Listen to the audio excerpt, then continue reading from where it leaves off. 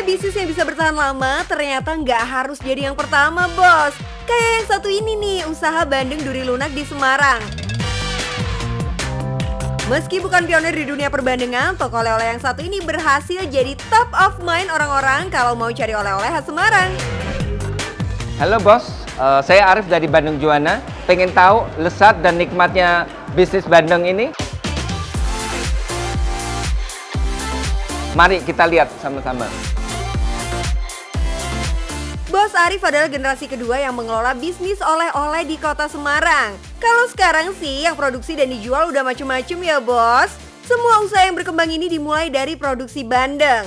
Soal rasa, kelezatan, dan kenikmatan bandeng ini emang gak diraguin lagi bos. Buktinya hampir setiap hari outlet oleh-oleh selalu dipenuhi pembeli. Bandeng Juana Erlina ini tahun 3 Januari tahun 81. Itu dari almarhum Papa dan Mama mertua, Dr. Daniel Nugroho Setiabudi, di mana dia seorang PNS dan dia kepingin berusaha. Di situ awal mulanya dan sampai sekarang udah 41 tahun. Cita-citanya sih bukan usaha bandeng. Tadinya Dr. Daniel ingin membuka usaha bakery. Zaman segitu butuh biaya gede bos kalau mau buka bakery. Dengan modal terbatas, akhirnya almarhum belajar membuat bandeng. Saat itu bisnis bandeng sudah mulai menjamur bos di Semarang. Katanya sih usaha Bandeng Juana merupakan bisnis ke-8. Namanya juga niat ya bos, coba aja dulu, kan rezeki udah ada yang ngatur. 41 tahun yang lalu, tentunya kami awali dengan suatu rumah, pembantu rumah tangga aja yang mengerjakan, kemudian terus berkembang, dan saat ini kami memiliki ada 4 outlet ya di Semarang tentunya, dan saat ini kami sangat banyak varian. Produksi bandeng pertama yang dibuat adalah jenis bandeng duri lunak yang jadi ikon saat ini. Bandeng yang diproduksi juga dikit banget loh bos, cuma 3 kg ikan bandeng. Itu pun yang berhasil terjual cuma 3 ekor aja. Langsung nyerah? Of course not dong bos. Kalau dari awal udah nyerah, nggak bakal deh usahanya segede sekarang.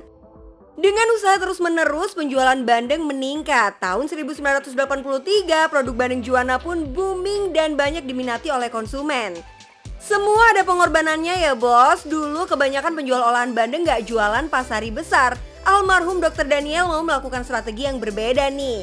Hari libur atau hari besar penjualan gas terus. Jualannya juga lebih pagi daripada kompetitor. Kayak kata pepatah ya bos, jangan kesiangan biar rezekinya nggak dipatok ayam. Setelah makin banyak peminat, tahun 1994 outlet pertama bisnis ini dibuka di Pandanaran 83 Semarang dan terus berkembang hingga saat ini. Sayap juga semakin melebar dengan 2 outlet lainnya di kawasan Pamulasi dan Ngalian. Wow, ternyata emang gak ada yang instan ya bos. Di tahun 2022 ini, produk Bandeng Juana berkembang pesat dengan puluhan varian jenis bandeng yang ditawarkan bos. Ya, startnya pastinya bandeng duri lunak ya. Kami emang selalu brandingnya tuh bandeng duri lunak karena nama Presto adalah suatu alat, dan saat itu kami sangat-sangat concern ya, habis banyak produk yang kami hasilkan. Jadi ada bandeng otak-otak, ada bandeng asap, ada bandeng aneka pepes, banyak sekali macam. Dan saat ini kami memiliki kurang lebih 70 varian olahan bandeng.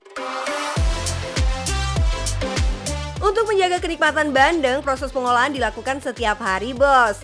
Pasokan bandeng didatangkan langsung dari kawasan pesisir Jawa Tengah dan Jawa Timur dengan bekerja sama dengan sejumlah petani bandeng. Tidak tiap hari karena emang faktor alam bisa 2-3 ton ya untuk ini, dan tidak, jadi sesuai dengan kebutuhan sebenarnya. Untuk kebutuhan bahan baku mentah itu mungkin seminggu 2-3 kali seperti itu. Untuk bahan baku ikan bandeng ada standarnya nih bos. Yang paling penting nggak bau tanah dan ukuran ikan yang sedang-sedang saja. Idealnya sih 1 kg bandeng berisi 3 ekor. Ikan bandeng yang sudah dibersihkan siap untuk dibumbui. Terus tinggal disusun ke dalam pressure cooker. Ikan bandeng dimasak selama 3 jam. Lumayan lama ya bos, tapi worth it lah sesuai dengan rasa nikmat yang ditawarkan. Kalau udah mateng, olahan bandeng dimasukkan ke dalam ruang pendingin supaya kelembapan olahan bandeng tetap terjaga. Ya, di sini bos, ruang pendingin, di mana tadi setelah bandengnya mateng, masuk di ruang pendingin ini. Dan maaf karena nggak boleh masuk, karena menjamin dari sterilisasi. Setelah kurang lebih 10 menit berada di ruang pendingin, bandeng siap untuk dikemas dan dijual. Kalau bisnis sudah settle, biasanya agak mager ya bos kalau harus inovasi-inovasi segala. Kalau inovasinya sukses sih nggak apa-apa, kalau sebaliknya bukan untung malah buntung. Tapi nggak gitu dengan Bos Arif. Meski udah berjalan puluhan tahun, bisnis keluarga ini tetap butuh masukan terutama dari konsumen. Terbukti produknya makin bervariasi, setidaknya ada 70 jenis bandeng mulai dari bandeng duri lunak, bandeng otak-otak, bandeng dalam sangkar, dan masih banyak lagi. Melanjutkan usaha dari generasi pertama, tantangannya gede uga loh bos. Harus bisa mempertahankan kualitas produk supaya konsumen gak kabur. Kami diajarkan oleh almarhum ya papa mama untuk sesuatu itu tidak instan ya. Kami harus start benar-benar mengerti bahwa menjiwai ya, menyukai bisnis ini. Itu aja kuncinya satu itu. Kemudian juga dari situ pastinya akan terus berkembang untuk kami bisa mempertahankan apa yang ada saat ini. Meski sudah puluhan tahun bertahan, usaha ini tetap menjadi primadona lintas generasi. Kira-kira nih dalam sehari ada berapa kilogram bandeng sih bos yang terjual untuk tiap cabangnya? Bandeng yang ada di toko kami 120, 125 sampai 190. Jadi tergantung produk di mana tingkat keunikan dari produk itu. Kemudian kalau sehari ya tergantung seperti saya katakan weekday atau weekend pasti beda. Jadi kalau dibuat average ya mungkin 150 sampai 200 kilo ya. Dan itu tentunya seperti bilang varian itemnya kan beda-beda. Jadi kalau omsetnya bisa dihitung sendiri. Wah, menarik nih bos. 1 kg bandeng start dari harga Rp120.000. Dalam sehari ada sekitar 150 kg bandeng yang terjual. Kalau dikalikan selama sebulan, yuhu, cuan banget bos. Selain bandeng, Bos Arif juga memproduksi berbagai produk oleh-oleh lainnya dan bekerja sama dengan puluhan UMKM yang ada di Jawa Tengah. Oh, terima kasih udah melihat dari dekat bagaimana membuat Badi Bandung Juwana. Ya tentunya untuk meneruskan bisnis ini kita harus ikhlas, kita harus kerja keras, ulet, dan tentunya ujung-ujungnya cuan bos. Sampai jumpa.